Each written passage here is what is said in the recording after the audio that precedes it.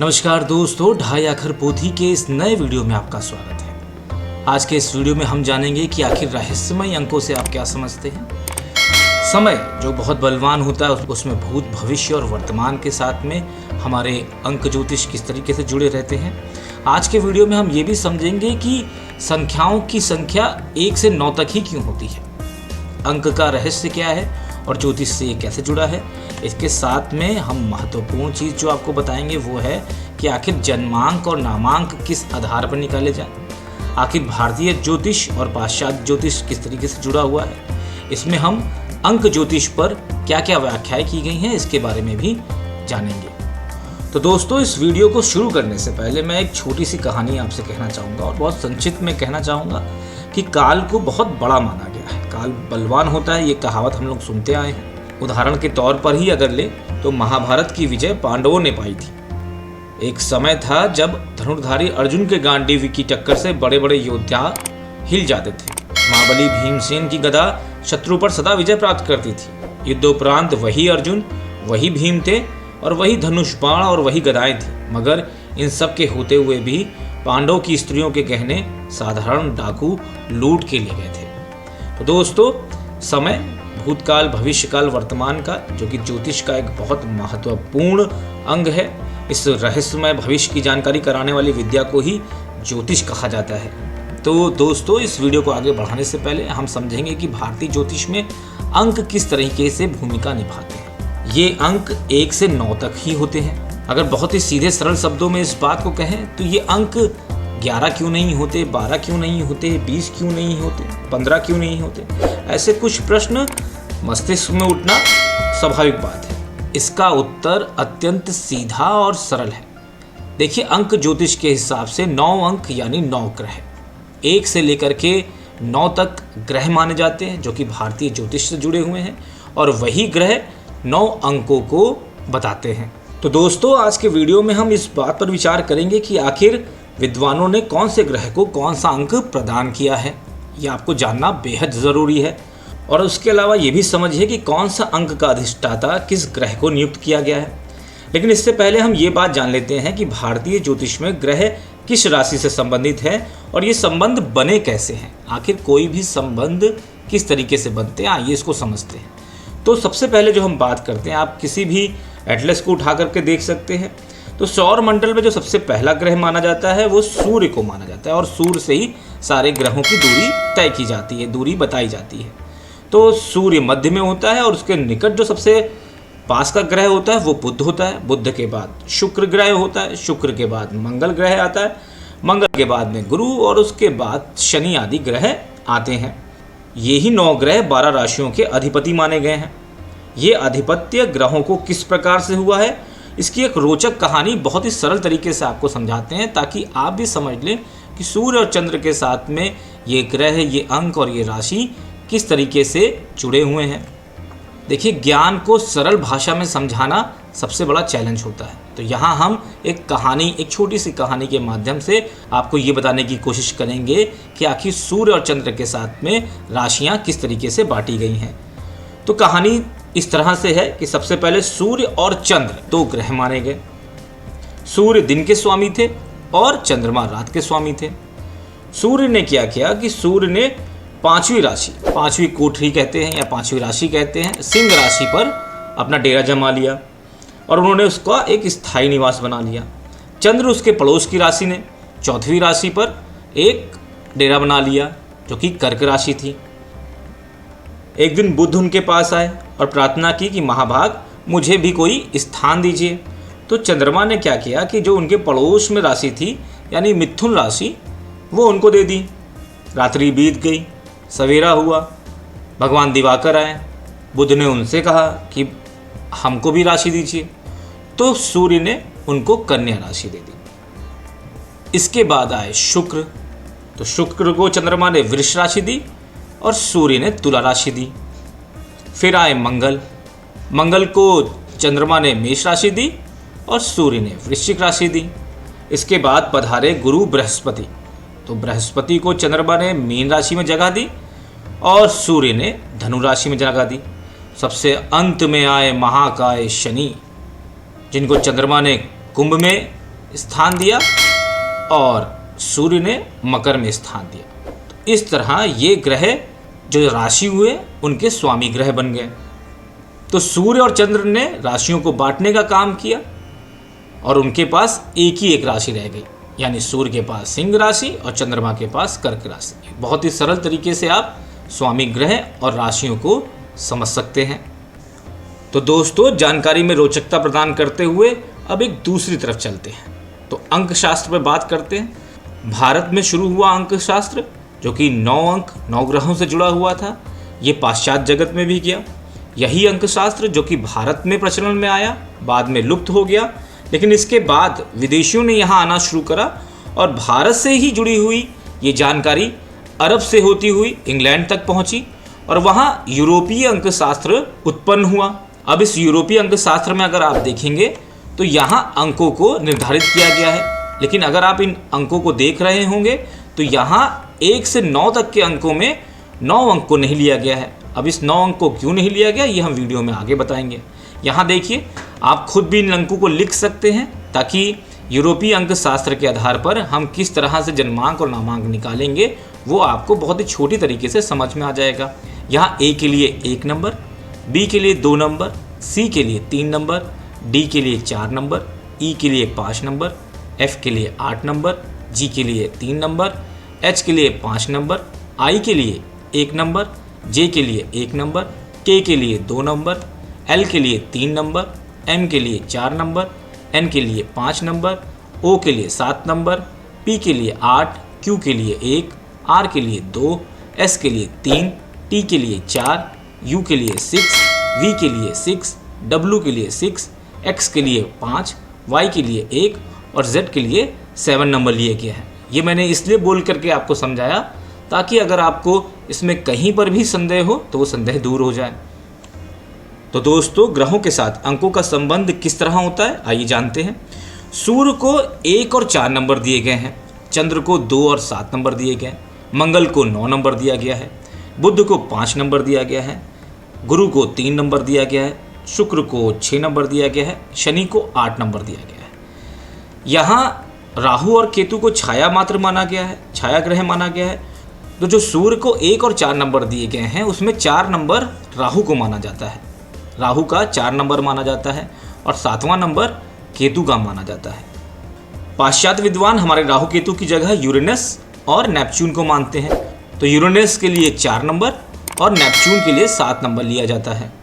यही क्रम अंक ज्योतिष में सबसे अधिक मान्य माना जाता है। तो दोस्तों, ये न्यूमेरिकल जो वैल्यूज़ हैं, जो सांख्यिकी मान हैं, ये यूरोपीय के साथ में अमेरिकी सभ्यता और ग्रीक सभ्यता में भी माने गए। मैं एक बार फिर आपको बता रहा हूँ कि भारतीय अंक शास्त्र से निकलते हुए ये यूरोप में गया, अमेरिका में गया, ग्रीक में गया और इस सब पर शोध किया गया। अमेरिकी सांख्यिकी मान अगर हम देखें तो ये यूरोपीय सांख्यिकी मान से अलग होता है। अब मैं यहाँ नंबर को दोहरा नहीं रहा हूँ ताकि वीडियो बहुत ज़्यादा लंबा ना बने। आप इन नंबरों को अपने स्क्रीन से देख सकते हैं और वीडियो रोक करके इनको पढ़ भी सकते हैं। तो यहाँ जो नंबर का डिस्ट्रीब्यूशन है, यहाँ जो खास बात है वो ये है कि जो यूरोपीय नंबर ने 9 को नहीं माना, यहाँ अगर आप देख रहे हैं यूरोपीय नंबर को जो 9 नहीं माना था वो अमेरिकी सांख्यिकी मान में, और ग्रीक पाइथागोरस जिन्होंने भी 8वीं तक मैथ पढ़ी होगी तो पाइथागोरस, जी हाँ, गणितज्ञ जिन्होंने सांख्यिकी मान ज्योतिष में जिनका अंक शास्त्र में एक महत्वपूर्ण रोल है, उन्होंने भी अंग्रेजी के शब्दों को अंकावली में तोड़ा और अंक शास्त्र में उनका भी कंट्रीब्यूशन रहा। अब इसमें अगर हम देखें तो इन्होंने भी यहाँ सीधे सीधे ग्रीक पाइथागोरस ने सीधे सीधे नंबरों को बांट दिया, 1 2 3 4 5 6 7 8 9, फिर 1 से 9, फिर 1 से 8। तो बहुत ही सिंपल तरीके से सांख्यिकी मान माना। अब यहाँ जो 9 का नंबर है, यहाँ 9 क्यों लिया है और क्यों नहीं लिया, इस 9 के लिए ही कहीं ना कहीं विद्वानों में मिलीजुली प्रतिक्रियाएं हैं। दोस्तों, ग्रीक पाइथागोरस सांख्यिकी मान में 1 से 9 तक का जो डिस्ट्रीब्यूशन करा गया उसमें ग्रहों को भी सूर्य को 1 नंबर, चंद्र को 2 नंबर, मंगल को 3, बुध को 4, गुरु को 5, शुक्र को 6, शनि को 7, यूरेनस को 8 और नेपच्यून को 9 अंक दिए गए। तो इसके आधार पर उन्होंने सरल तरीके से इस अंग्रेजी अल्फ़ाबेट में सांख्यिकी मान निर्धारित किए। तो आइए जानते हैं आखिर क्यों न्यूमेरिकल वैल्यू या सांख्यिकी मान में यूरोपियंस के अंकशास्त्र को क्यों बेहतर माना जाता है। यूरोपियन ने 9 को नहीं माना है, उन्होंने 9 को बिल्कुल नहीं माना। उन्होंने कहा कि 9 जो होता है वो पूर्ण अंक माना गया है। अब उसकी पूर्णता किस तरीके से, इसको बहुत ही सिंपल गणित के तरीके समझते हैं। कोई बहुत ज़्यादा बड़ी गणित नहीं है, पाइथागोरस से घबराइएगा मत। बहुत ही सिंपल गणित है कि अगर आप किसी भी नंबर को 9 से गुना करते हैं, 9 से मल्टीप्लाई करते हैं, तो एक आपको नंबर मिलता है। जैसे 12 को हमने 9 से गुणा किया तो 108 नंबर मिला। अब इस 108 को अगर हम आपस में जोड़ते हैं तो वो जोड़ 9 होता है, वो पूर्ण जोड़ होता है, 9 नंबर का निकलता है। इसी तरह एक बड़ी संख्या ली है, जैसे 34,21,93,421 को अगर 9 से मल्टीप्लाई करते हैं, ये नंबर ऐसे ही लिया हुआ है, तो अगर आप इसको मल्टीप्लाई करेंगे, इसको गुणा करके रखते हैं, तो आपको एक ये नंबर मिलता है। अब इस नंबर को अगर आप जोड़ेंगे तो इस नंबर का जोड़ 54 आया। इस जोड़ को भी अगर आप दो नंबर को अगर हम जोड़ेंगे, 9 से जितने भी बड़े नंबर होते हैं उनको आपस में जोड़ लेते हैं। अगर 10 है तो 1 + 0, 11 है तो 1 + 1, इस तरह अगर 54 है तो 5 + 4 करा तो एक नंबर आया 9। देखिए यूरोपियन विद्वानों ने 9 को पूर्ण अंक माना है। उन्होंने अंग्रेजी अल्फ़ाबेट में 9 को जगह नहीं दी, इसीलिए जब आप जन्मांक निकालेंगे, जब आप नामांक निकालेंगे, तो ये 9 की पूर्णता किस तरीके से प्रयुक्त होती है वो हम आगे आपको बताएंगे। तो दोस्तों ये वीडियो बहुत ज़्यादा लंबा ना बने और आप सरल तरीके से जन्मांक और नामांक निकाल लें, यही हमारी चेष्टा है। तो आइए जानते हैं कि कोई भी व्यक्ति अपना नामांक और जन्मांक किस तरीके से निकाल सकता है। तो यहाँ जन्मांक निकालने की विधि बहुत ही सरल तरीके से बताइए। यहाँ अगर हम एक नाम देख लेते हैं, मान लेते हैं एक नाम है देवानंद। अभी नाम के अर्थ के बारे में हमने नाम लिया है, बाकी इसको किस तरीके से सही करते हैं, किस तरीके से करते हैं वो हम देख भी सकते हैं। और दोस्तों यहाँ एक और चीज़, सेलिब्रिटीज़, जी हाँ, सेलिब्रिटीज़ अपना नाम क्यों चेंज करते हैं और उनके नाम में आप एक एक्स्ट्रा के, 2 एक्स्ट्रा वी या किस तरीके से नाम का बैलेंस करते हैं, ये जन्मांक और नामांक सेलिब्रिटीज़ से भी जुड़ा हुआ है। तो मान लेते हैं एक नाम है देवानंद और जन्मतिथि मान लेते हैं 5 जनवरी 1925।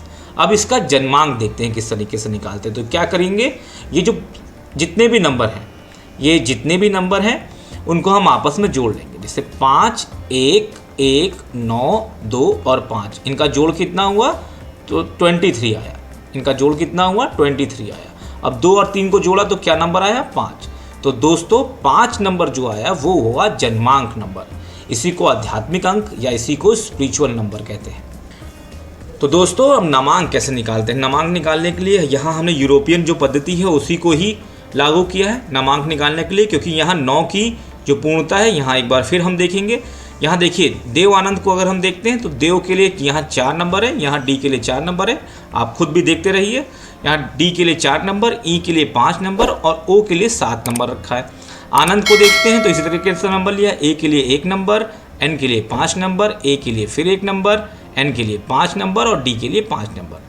देव को जोड़ा तो 16 नंबर आया और आनंद को जोड़ा तो 16 और 16 को जोड़ा तो 32 9 से बड़ा है तो 3 + 2 कर दिया = 5। जी हाँ, सही नामांक जो आया वो 5 आया। लेकिन अब अगर देव आनंद है, ये अगर देव आनंद होता तो देव आनंद होने पर क्या होता कि यहाँ 4, 5 और 6 जो भी इनके अंक निर्धारित किए गए इन अक्षरों के उनको लेते तो इनका आता 15 और आनंद पहले से ही 16 है तो 15 और 16 31 को अगर जोड़ते 3 + 1 अब 4। देखिए ये वैल्यू बराबर नहीं आई है।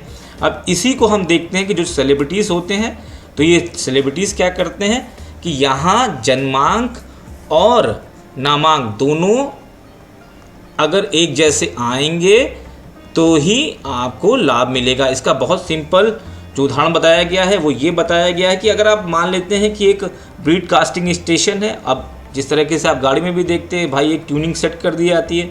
अब ट्यूनिंग जो सेट करी वो 5 पे ना जा करके 4 पे सेट कर दी तो क्या होगा, आपके सिग्नल्स बहुत कमज़ोर आएंगे। और अगर 5 और 5 की ट्यूनिंग सही है तो क्या होगा, सिग्नल्स बहुत कंप्लीट आएंगे। तो एक फाइन रिसेप्शन आपको मिल जाएगा और जो आपको लाभ मिलना चाहिए, आपके जो भाग्य का उदय होना चाहिए, आपको जो ज्योतिष संभावना जो आपकी खुल करके आनी चाहिए उसमें आपको पूरी तरीके से सफलता मिलेगी। तो नाम, जन्मांक और नामांक एक दूसरे से बहुत गहरे तरीके से जुड़े रहते हैं। तो दोस्तों अंक एक दूसरे से फाइन रिसेप्टिव हो जाएं, फाइन तरीके से जुड़ जाएं, क्योंकि 5 और 5 को अगर हम देखें तो 5 को अगर हम माने तो वो बुध का नंबर हुआ और बुध का नंबर अगर मिल गया है, जन्मांक और नामांक सही मिल गए हैं तो कहीं ना कहीं ज्योतिषीय गणनाएं या ज्योतिषीय सफलता के आसार खुल जाते हैं। लेकिन अगर देवानंद हो गया और यहाँ नंबर 4 आ गया तो 4 ये समझ लीजिए कि इसका स्वामी राहु या फिर यूरेनस हुआ और वो एक बुध का नंबर हुआ और बुध के साथ में उसकी स्थिति ठीक नहीं हुई, तो कहीं ना कहीं एक असर देखने को मिलता है और भाग्य में कहीं ना कहीं अड़चनें आती हैं। यहाँ ये समझ सकते हैं कि यूरेनस की जो तरंगे हैं वो कहीं ना कहीं आपको प्रभावित करेंगी, जबकि ईश्वर या प्रकृति प्रदत्त अंक 5 है, इसलिए इसके भिन्न प्रकार की तरंगे आपके लिए प्रसारित होंगी। परिणाम ये होगा कि जो आपको ज्योतिष रिसेप्शन मिलना चाहिए, जो आपको सफलता मिलनी चाहिए, वो आसानी से नहीं मिल पाएगी। और अगर फाइन ट्यून होगा, अगर अंक आपके फाइन ट्यून है, आपके जन्मांक और नामांक फाइन ट्यून है, तो कहीं ना कहीं आपको सफलता आसानी से मिल सकेगी। तो दोस्तों, ये अति संक्षेप में हमने आपको ये जानकारियाँ दी। हमें उम्मीद है कि अंक ज्योतिष पे, इस रहस्यमय अंक ज्योतिष पर किस तरीके से ग्रहों के आधार पर अंक ज्योतिष जुड़ा हुआ है, किस तरीके से राशियों से अंक ज्योतिष जुड़ा हुआ है, एक छोटा सा वीडियो हमने आपके सामने प्रस्तुत किया। हमें उम्मीद है कि आपको ये हमारा वीडियो बेहद पसंद आया होगा। दोस्तों, इस वीडियो के अंत में आपसे संक्षेप में ये बात कहना चाहेंगे कि मनुष्य को प्रकृति के अनुकूल चलने का प्रयत्न करना चाहिए। प्रतिकूल चलने वाले को प्रकृति स्वयं नष्ट कर देती है। तो ये ज्योतिषीय गणनाएं आपके लाभ के लिए हैं। ईश्वर करे कि आप इनसे लाभ प्राप्त करें। दोस्तों, ईश्वर से हमारी मनोकामना रहेगी कि आपको हमारी दी गई छोटी सी जानकारी से लाभ हो। आप हमारे वीडियो को लाइक करें, हमारे चैनल को सब्सक्राइब करें और दोस्तों के साथ ये वीडियो ज़रूर शेयर करें।